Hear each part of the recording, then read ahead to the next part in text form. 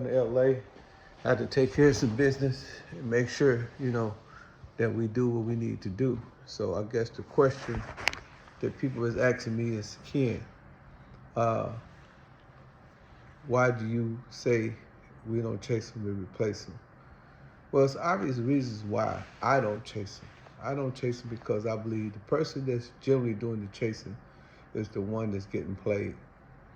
When you put too much value on something and you want it real bad, it tends to never work out. How many times have you called a person over and over again and reached out to a person and tried to pursue a deal or pursue a relationship?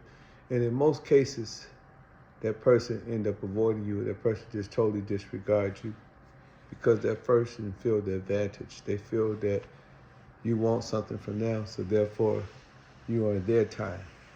And that's what we have to do. We have to figure out how to leverage situations where those situations is on our time as opposed to being on someone else's time. And that's one of the things that, I try to master as a master scientist and the author of the book, The Art of Human Chess. Life is chess. Even in the game, a lot of times if I really wanted a woman really bad, I would never chase her. And my partner would be like, man, you got action. I'm like, yeah, but the longer I hold out and the longer I stay firm on my principles, the better prospect of this woman, really coming into my fold and really being down about my program. And that's one of the things that you got to have patience for. And a lot of young men don't have patience. They rush upon destruction blindly, and they just try to make everything happen real swift. They say haste make waste. And whenever you do things hastily or quickly, you generally, mess up something or something don't go right. So it's incumbent upon you, and it's very intelligent to always weigh the situation, always be the one that's in control. A man that can't control himself can never control others.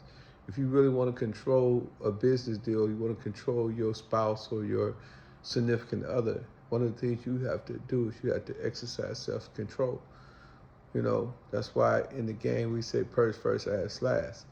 And when you can restrain yourself from sexual encounters, you could quit from being sexual, and you can not chase the woman's vagina and not put the vagina on the pedestal, as Goldie liked to say, then you pretty much is in a very strategic position.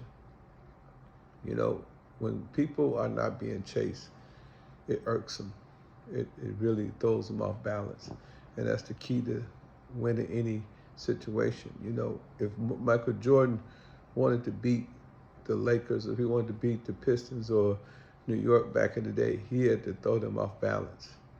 A lot of times they would pursue Michael, and Michael would pass the ball to Scottie Pimpin, Horace Grant, or one of the other players, Dennis Rodman, on the team, because that would disrupt New York because they think Michael Jordan going to be shooting the ball.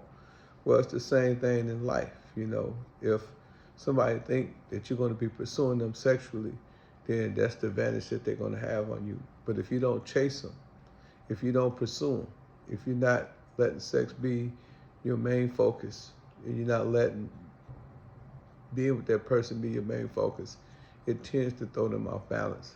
And then they start asking the question, do this person really like me? Does this person really want to be with me? What do I have to do to get in a relationship with him?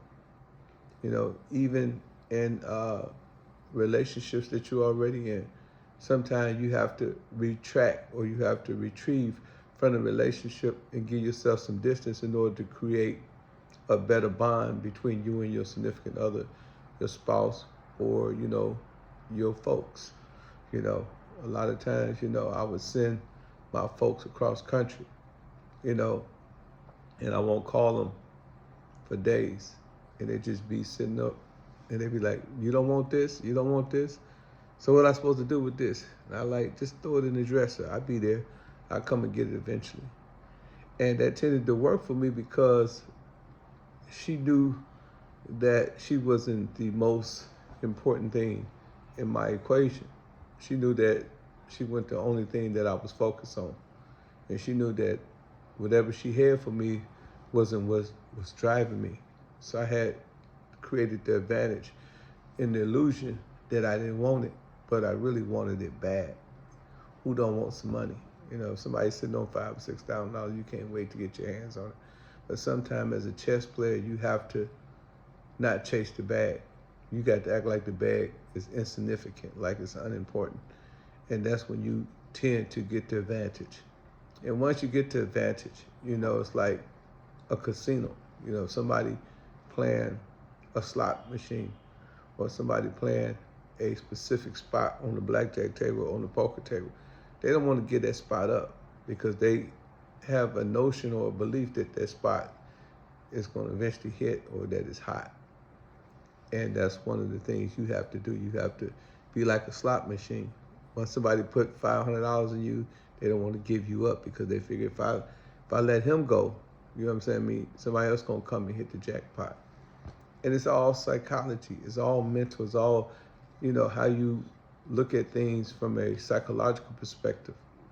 You know, psychologically, it's human nature for us, you know, to pursue the things that we feel that don't really want to be involved with us. You know, you see good girls coming from the suburbs all the time, and you see them messing with these dudes in the hood. You say, why do they mess with these dudes in the hood?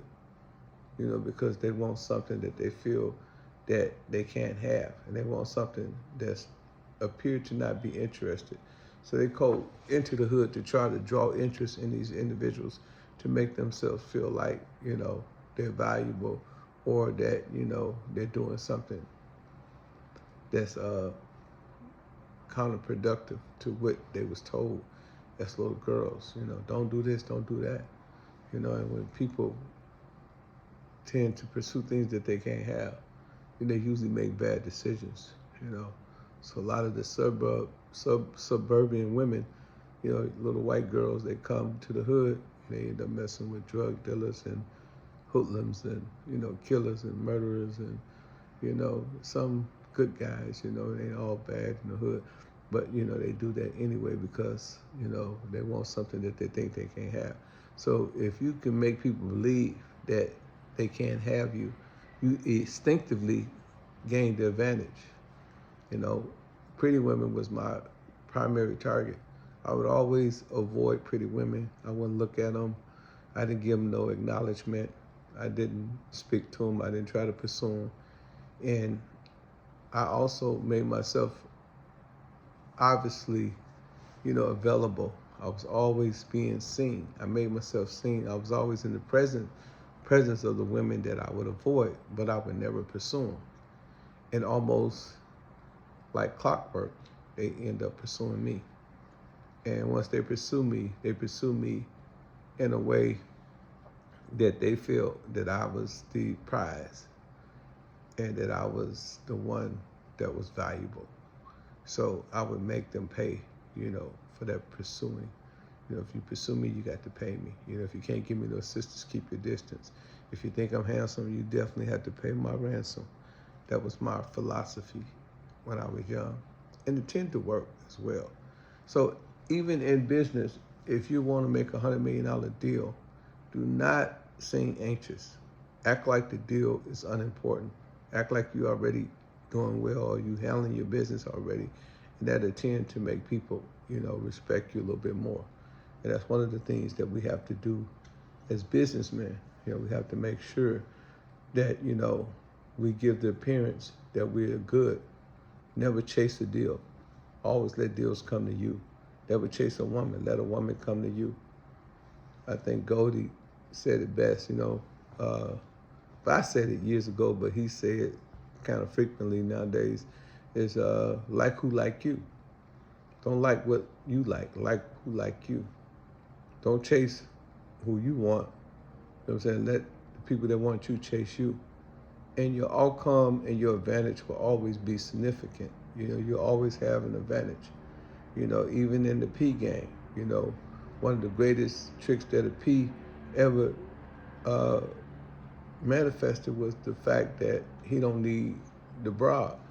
hey man, the fact of the matter is you can't even be a pimp without a prostitute. And a lot of prostitutes, you know, they're a little slow and they don't understand that. They think it's the opposite, but in reality, you know what I'm saying? I mean, the P's need the prostitute in order to, you know, make their magic come to fruition, make it look like it's popping, you know.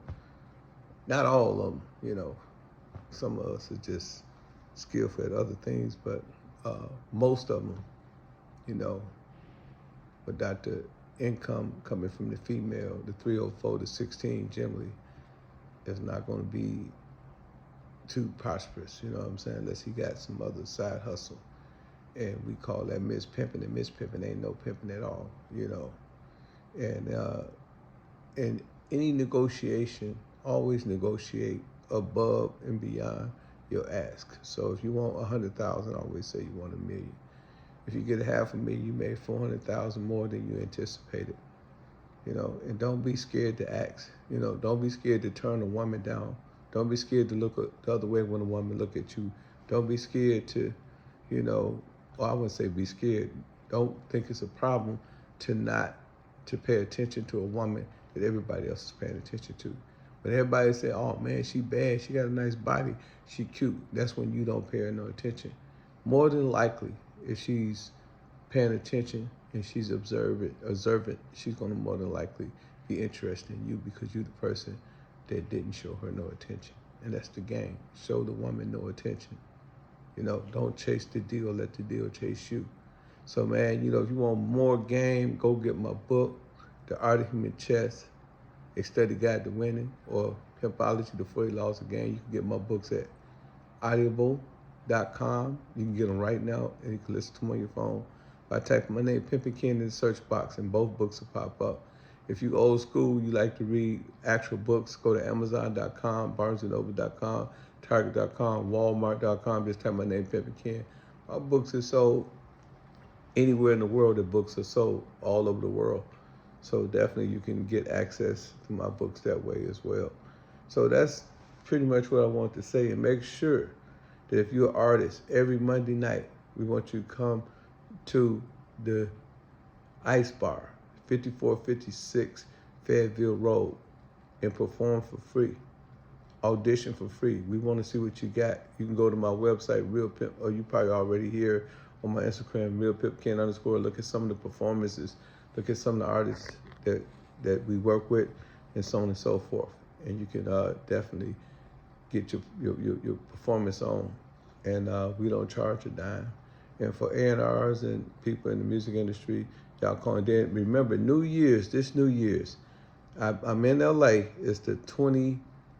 It's Christmas, but on the 29th, I'll be back. And on the 31st, I'm throwing the first annual Players Ball. We're going to be crowning the Player of the Year at VVS. That's right on Old Nat. Yeah, make sure y'all go there. Then after that, we're doing the award show, April 7th in Atlanta, Georgia. So contact me, 404. You know, and that's what I want. I want everybody to understand. It's our culture, our call. That jacket I give you, let me see that right quick. Hip hop fraternity jacket, varsity jacket. But it says something on it that's very important.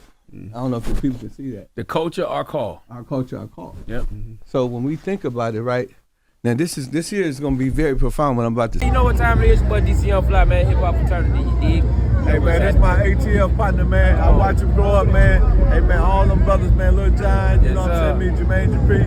This one of the legends, man. He the new ATL. I appreciate it. Hey, he can rap too, man. I've been looking at him on YouTube. You know what I'm saying? Come holler at me. Come holler at me. Come holler at me. Come holler at me. I'm ready. Check my interview out on Breakfast Club. I gave Atlanta a real good shout out. Okay, see no more. I'm coming Monday. All right, Yes, sir. DC. I appreciate y'all, guys. Come on, you can get back on the show. You need to be on the show by yourself. You can't with Boosie. Hey, what's happening? For those of you that don't know who I am, I'm Kevin Gates. Shout out to Hip Hop Fraternity. And this is my little brother. Pimpin, Hip Hop Fraternity. I love this dude. We go back many moons, 30 plus. Hip hop fraternity, goddamn. I'm gonna do whatever the fuck Pimpin can tell me to do. That's my. Hey, what up, y'all? This is your boy Ken Ivy, aka Pimpin Ken. You're watching The View from the Game. Thank you for tuning in. If you're on Instagram, you watch me live at RealPimpKen_. I am the actual man behind the Instagram. Yes, I do answer my DMs. When you DMing me. Hey, but check this out, man. While I got your attention, make sure you go get my book, The 48 Laws of Game. That's right, Pimpology, The 48 Laws of Game. You can get it at audible.com.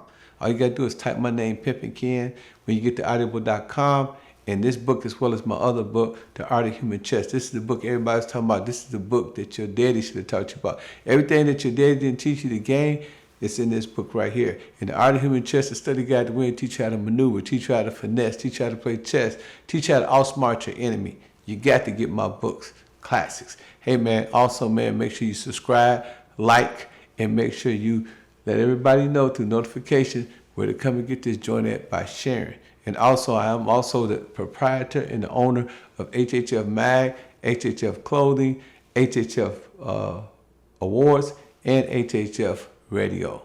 Hey, man, stay tuned, man, and go to thehiphopfraternity.com and check us out. And every Monday, we're at the Ice Bar. That's right, 5456 Fayetteville Road, Atlanta, Georgia. Every artist get in free. Every A&R get in free. Every executive get in free. Everybody is free. Artists get to perform for free, and you get to park for free. The only free game in town. What up, y'all? It's your man, Freeway Ricky Ross, director of books for Hip Hop Eternity. Be on the lookout for the making of the book, Freeway Ricky Ross, Untold Autobiography, coming out on Netflix. Be on the lookout. That's right, baby. HHFM.